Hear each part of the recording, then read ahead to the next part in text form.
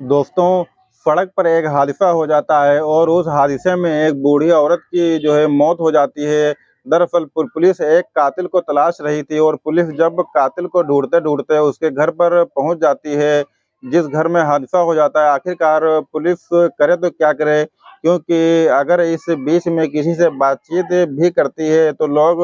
भड़क सकते हैं, क्योंकि जिस तरह के पुलिस को सवाल करने थे, पुलिस ने अपना रूप बदला। यानी कि वो सूट बूट में आ जाती है और टाई वाई लगाती है, जूते वगैरह पहनती है और वो एक बीमे बीमे वाले के रूप में बन करके वहाँ पे पहुँचती है। और वो जैसे ही वहाँ पे पहुँचती है तो वहाँ पे काफ़ी भीड़ लगी होती है। काफ़ी जब भीड़ लगी होती है तो वो उन लोगों से पूछती है कि यहाँ पे भीड़ कैसी लगी हुई है? तो वो लोग पूछते हैं कि आप लोग कौन हैं? तो ये पुलिस वाले जो होते हैं, जो अपना भेष चेंज करके जाते हैं, तो ये बोलते हैं कि हम एक बीमा कंपनी से आए हैं और जो ये औरत म ख खत्म हुई है, इसका ये एक बीमा कंपनी में इंश्योरेंस था, तो इसको पैसा मिलना है, तो उसी सिलसिले में हम ये जानकारी जुटाने आए हैं कि ये पैसा आखिरकार हम किसको दें? तो वो लोग सोच में पड़ जाते हैं। और तो घर के एक सदस्य के बारे में जानकारी मिलती है। वो लोग एक जानकारी जुटा रहे थे। एक ऐसे शख्स का पता चलता है जिसकी 24 साल पहले मौत हो चुकी थी, पब्लिक की नज़र में, और अदालत उसको भगोड़ा साबित कर चुकी थी। आखिरकार पुलिस ने नए-नए बीमा कंपनी का बनकर जिस तरीके से कातिल को गिरफ्तार किया, उस बात की गूंज न केवल राष्ट्रीय राजधानी दिल्ली में है, बल्कि जहाँ-जहाँ तक इसके बारे में लोगों को पता चलता है, लोग इस घटना को लेकर ज़्यादा हैरान हो जाते हैं। तो दोस्तों, आज की जो हमारी सच्ची कहानी है, वो इसी चीज़ के ऊपर आधारित है। अस्सलाम वालेकुम, नमस्कार, मैं शादाब खान। अगर आपने हमारे चैनल पर नए हैं, तो हमारे चैनल को सब्सक्राइब कर लीजिए और प्लीज़ लाइक कीजिए और कमेंट तो ज़रूर कीजिए। अगर हमारी कहानी अच्छी लगे तो प्लीज़ सब्सक्राइब कीजिए, लाइक कीजिए। आज की जो सच्ची घटना है वो राष्ट्रीय राजधानी क्षेत्र के एक ओखला जो हो कि दरअसल लगभग 2021 का यह वाक़या है। डीसीपी सागर सिंह कल्पी वो नई जॉइनिंग करते हैं। इसके बाद वो अपनी ही टीम के लोगों से कहते हैं कि जितने भी पुराने केसों की फाइलें हैं, वो सारे पुराने केसों की फाइलें आप हमारे पास ले आइए और उनको ज़रा हम एक बार देखते हैं। तो उन फाइलों को मँगा करके जब वो देखते हैं तो सारी फाइलें देखने के बाद एक ऐसी फाइल थी जिसको देख करके उनकी नज़र वहीं पर रुक जाती है। और दरअसल वह फाइल थी 4 फरवरी 1997 की। ओखला का वो क्षेत्र होता है कि किशनपाल नाम का एक व्यक्ति होता है जिसकी चाकुओं से गोद करके हत्या कर दी जाती है। पुलिस ने काफ़ी कोशिश की थी, जाँच पड़ताल की थी, लेकिन किशन पाल का जो कत्ल किसने किया था, उस कातिल का पता बिल्कुल भी नहीं पता चलता है। अब जो डीसीपी होते हैं, अपने ही अधिकारियों से कहते हैं कि इस मामले की जाँच पड़ताल करिए और इसमें पता करिए कि इसमें की कोई जानकारी निकल कर के आती है कि नहीं आती है। तो वो जो उनके आस-पड़ोस जो लोग बैठे होते हैं, वो हँसने लगते हैं और कहते हैं कि साहब, जो 24 साल पहले जिसके बारे में नहीं पता चल सका, तो उसके बारे में अब क्या पता चलेगा? लेकिन वो कहते हैं कि ठीक है, लेकिन फिर भी आप एक बार कोशिश कर लीजिए। तो वो कहते हैं कि ठीक है सर, अगर आप कह रहे हैं तो हम एक बार ज़रूर कोशिश करेंगे, इस मामले की जाँच पड़ताल करेंगे, इस मामले की तह तक जाएँगे। और वो लोग वैसा ही करते हैं जैसा डीसीपी साहब कहते हैं।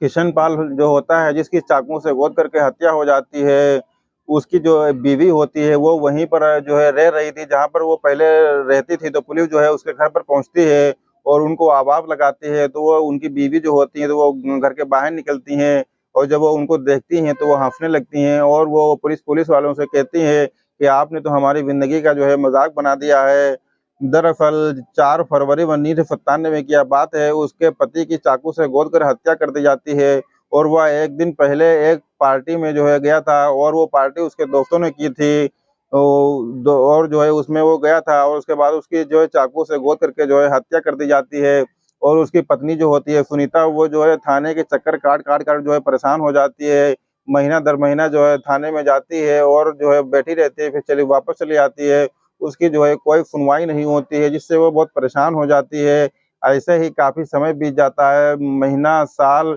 तकरीबन 20 24 साल गुज़र जाते हैं और जिस वक़्त उसके पति की चाकुओं से गोद कर हत्या होती है, उस दौरान वो महिला जो सुनीता होती है, वो गर्भवती होती है, यानी कि पेट से होती है। और उसका जो है इस टाइम जब पुलिस वाले आए थे तो इस टाइम उसका बेटा जो होता है वो तकरीबन 24 साल का हो चुका होता है। तो वो पुलिस वालों के सामने अपने बेटे को आवाज़ देती है और कहती है कि देखिए आपसे मिलने के लिए कोई आया हुआ है।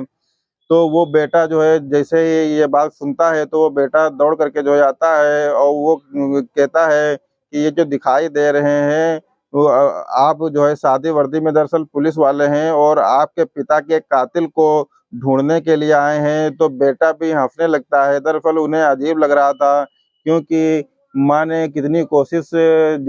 कर सकती थी अपने पति के कातिल को ढूँढने के लिए उतनी कोशिश जो है पहले ही वो कर चुकी थी। लेकिन उसको कोई सफलता जो है हासिल नहीं हुई थी और 24 साल बाद फिर से पुलिस आती है। वो ज़ाहिर-सी बात है किसी को भी हँसी आएगी क्योंकि जिसने इतनी जो है दुःख तकलीफ़ देखे थे दरअसल पुलिस को लगा कि या हमारे मुँह पर तमाचा है या हँसी नहीं, अब चाहे कुछ भी हो जाए हम इसको तलाश करके ही रहेंगे।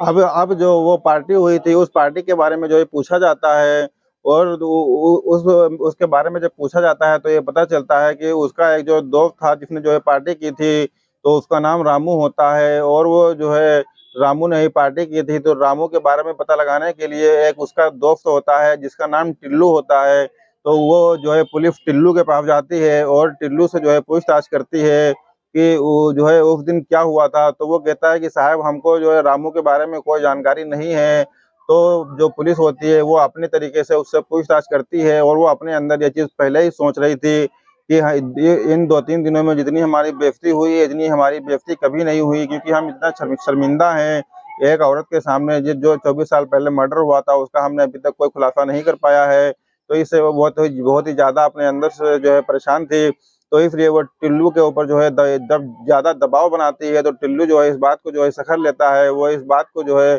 क ब बताता है कि हाँ, मुझे ज़्यादा उसके बारे में जानकारी नहीं है, लेकिन मुझे इसके बारे में थोड़ी-सी जानकारी है कि जो है वो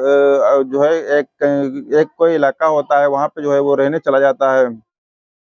जब टिल्लू से बातचीत की जाती है, तो टिल्लू को जो है वो 24 साल जो पुराना किस्सा होता है, वो उसको याद आता है और वो ये चीज़ जो है बताता है कि हाँ, सर मुझको जो है वो बात थोड़ी-सी जो है याद आ रही है क्योंकि ज जिस टाइम जो है वो पार्टी हुई थी, तो उस पार्टी में मुझे ये लग रहा है कि जो है वो कत्ल जो है रामू ने ही किया है और वो कत्ल करने के बाद जो है वो भाग गया है और इसके बारे में मुझे इससे ज़्यादा कोई जानकारी नहीं है। तो पुलिस जब उसके ऊपर दबाव बनाती है, तो वो थोड़ा-सा और बताता है और वो कहता है कि मुझे मेरे पास एक जानकारी और है, वो जानकारी ये है कि उसका एक भाई जो है दिल्ली के तुगलकाबाद एक क्षेत्र लगता है, वहाँ पे जो है वो रहता है और उसके बारे में मुझे जानकारी इस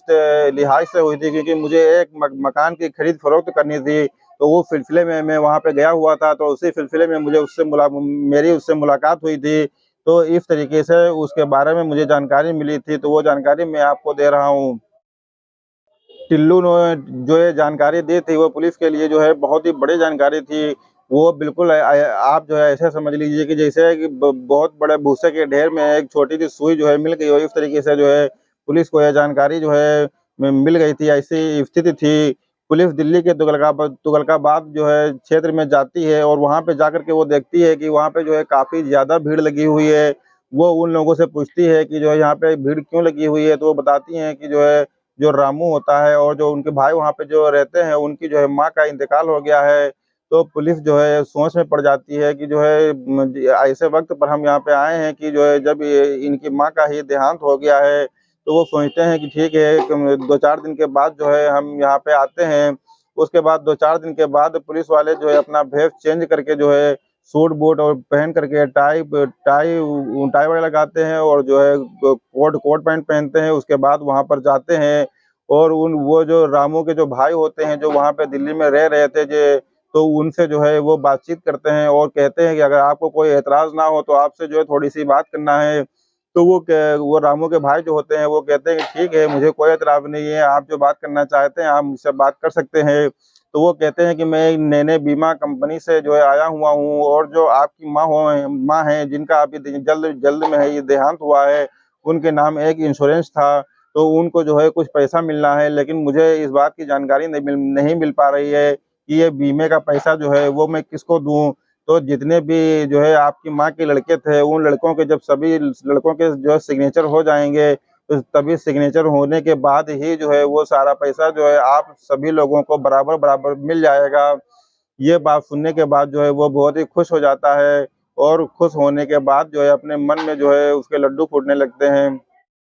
अब जैसे-जैसे पुलिस वालों ने जो है बातचीत करने की कोशिश की, तो वो अपने परिवार के हर एक सदस्य के बारे में बताने लगता है। तो पुलिस का जो मेन मकसद होता है, वो यही होता है कि सिर्फ़ रामू के बारे में जानकारी जुटाना। लेकिन जब बात रामू की आती है, तो वो जो है कहता है कि साहब जो है 24 साल हो गए हैं, उससे कभी मुलाकात ही नहीं हुई, कोई जानकारी नहीं मिली, वो कहाँ रहता है, कहाँ नहीं रहता है। लेकिन बस इतना ज़रूर जानते हैं कि उसका एक बेटा है जिसका नाम आकाश है, जिससे काफ़ी पहले हमारी मुलाकात हुई थी, वो फर्रुखाबाद में मुलाकात हुई थी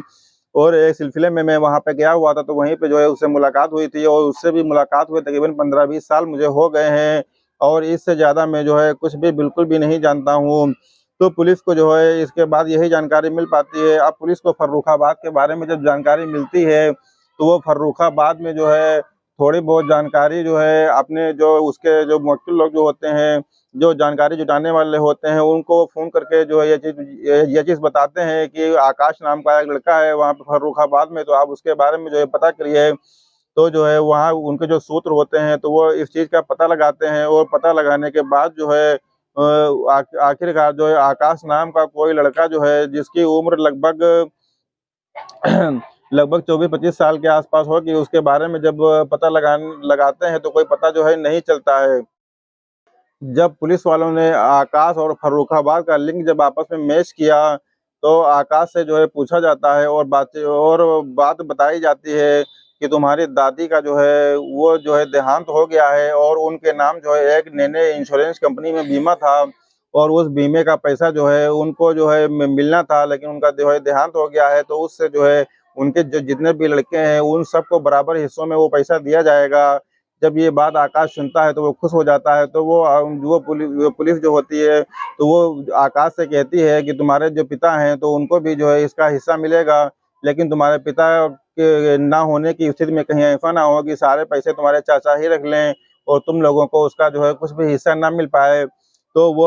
कहता है कि हमको अपने पिता के बारे में कोई जानकारी नहीं है, तो वो पुलिस वाले जो होते हैं सादी वर्दी में, तो वो उससे पूछते हैं कि तुम्हारे पिता का जो है क्या नाम है? तो वो कहता है कि हमारे पिता का नाम अशोक यादव है, लेकिन उनसे मिले हुए हमारी जो है काफ़ी समय हो गया है और काफ़ी समय से हम लोग जो है एक-दूसरे को नहीं जानते हैं, कोई मुलाकात नहीं हुई, वो कहाँ पे रहते हैं मुझको इसके बारे में भी जानकारी नहीं है। मैंने अपने पिता को आखिरी बार लखनऊ का एक इलाका लगता है जानकीपुरम, वहाँ पे मैंने जो है उनको देखा था। दरअसल उस इलाके में जो जानकीपुरम इलाका है, वहाँ देखा था, इससे ज़्यादा मुझे कोई जानकारी नहीं है। हाँ, इतना ज़रूर बता सकता हूँ कि वो ई-रिक्शा चलाया करते थे। अब यहाँ से आकाश के माध्यम से उसके पिता अशोक उसका उसका पिता जो होता है आकाश का रामू उसकी एक आईडी मिलती है, उसकी जानकारी मिलती है, लेकिन आकाश रामू नहीं बता रहा था, लेकिन मेरे पिता का नाम जो है अशोक यादव है। अब जब पुलिस को तलाश थी रामू की और ये जो है अपने पिता का नाम अशोक यादव बताता है, तो पुलिस जो है सोच में पड़ जाती है। लेकिन सोच में पड़ने के बाद वो सोचती है कि ठीक है चलो जो है अशोक यादव ही से मुलाकात की जाती है। तो वो जब आकाश से मिलता है तो उससे जो है बीमा कंपनी के बारे में बताता है कि हम लोग बीमा कंपनी से आए हैं। लेकिन जब वो बताता है कि हमारे पिता ये रिक्शा का काम करते हैं, तो वो जब आकाश यादव से जब मुलाकात करने के लिए जाते हैं, तो वो एक बहुत बड़ी ई-रिक्शा कंपनी में जाते हैं और वो वहाँ पे कहते हैं कि हमको जो है ई-रिक्शा का बहुत बड़ा जो है व्यापार करना है, लेकिन इसके लिए हमें एक ऐसे शख्स की ज़रूरत है, जो इसकी जो है बारीकियाँ बहुत ही अच्छी तरीके से जानता हो इसके बारे में। तो वहीं पर जो है आकाश यादव मौजूद होता है और वो जैसे ही ये चीज़ें सुनता है, तो उसके मन में जो है लड्डू फूटते हैं और वो ये सोचता है कि लगता है कि हमारी किस्मत अब बदलने वाली है। उसे लगता है कि अब हम शायद हमारी किस्मत जो है बदलने वाली है और वो तैयार भी हो जाता है। अब बातचीत का सिलसिला चल रहा था, उससे आईडी प्रूफ़ वग़ैरह जो है माँगा जाता है और जो है बैंक की डिटेल माँगी जाती है, वो सारी जो है आइडेंटिटी और जो है आधार कार्ड और बैंक वग़ैरह सारी डिटेल जो देता है, उस पे उसका नाम जो होता है वो अशोक यादव ही दर्ज होता है, जिससे पुलिस जो है परेशान हो जाती है कि यहाँ पे भी जो है इसका नाम अशोक यादव ही है। ये 14 सितंबर 2022 का वाक़या है कि वो मिल जाता है। अब आखिरकार पुलिस को इतने लंबे अरसे के बाद जो है कुछ सफलता मिल पाती है, तब पुलिस के पास एक उम्मीद बचती है। वो थी किशन लाल की पत्नी सुनीता। वो जो है वो पुलिस जो है ये सोचती है कि किशन लाल की जो पत्नी सुनीता है, वो तो इसके चेहरे से तो इसको पहचानती ही होगी, तो वो जो है तुरंत उसको जो है फ़ोन करता है। पुलिस जो है उसको फ़ोन करती है और कहती है कि जो है ये तुम तो उनको उनके चेहरे से तो पहचान ही सकती हो, वो अपना नाम बदल कर ज़रूर बता रहा है, आइडेंटिटी भी अपनी जो है बदल कर बता रहा है, लेकिन आप उसको जो है चेहरे से तो पहचान ही सकती हैं। तो वो कहती है कि हाँ, हम चेहरे से तो पहचान सकते हैं, तो उसको जो है बताया जाता है कि आप जितनी जल्दी हो सके, आपके पास बहुत ही कम टाइम है, आप उतने ही कम टाइम में लखनऊ जो है आ जाइए और वहीं पर जो है इसकी मुलाकात जो है करवाते हैं। सुनीता अगर तुम जो लखनऊ जो आ जाओ तो यही से सारी मुलाकातें जो है वहीं पर हो जाएँगी और जिससे कि तलाक जो है वो ठीक है, नहीं तो कोई बात नहीं।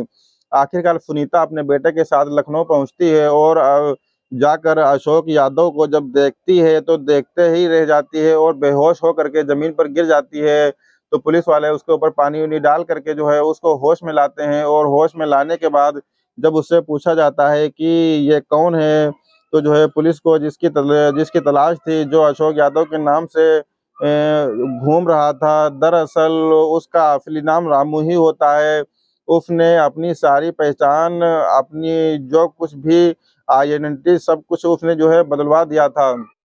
अपनी माँ और अपने भाई और अपने बेटे और अपनी बीवी वो किसी से जो है कोई संपर्क नहीं रखता था और ये हद तो तब हो जाती है जब उसकी माँ का देहांत होता है और वो अपनी माँ के देहांत में भी जो है वो नहीं पहुँचता है। न त तब जो है हद हो जाती है, उसके भाई लोग जो है इस बात से नाराज़ हो जाते हैं कि माँ का जो है देहांत हो गया है और तब भी हमारा भाई यहाँ पे नहीं आया हुआ है। लेकिन उसको जो है इस बात से कोई दिक्कत नहीं थी और वो आराम से पब्लिक प्लेस में जो है अपना नाम चेंज करके जो है घूम रहा था। और उसने जो है अपनी पत्नी से जो है ये चीज़ पहले ही बता रखी थी कि कभी भी भूल कर भी मेरा नाम जो है रामू मत लेना बल्कि अशोक यादव ही लेना क्योंकि मेरी जो आइडेंटिटी है, मेरी जो अब नई पहचान है वो अशोक यादव ही के नाम से है। आखिरकार उससे जो है पूछा जाता है कि तुमने कत्ल क्यों किया था? उसे फिर दिल्ली लाया जाता है और सवाल पूछा जा रहा था कि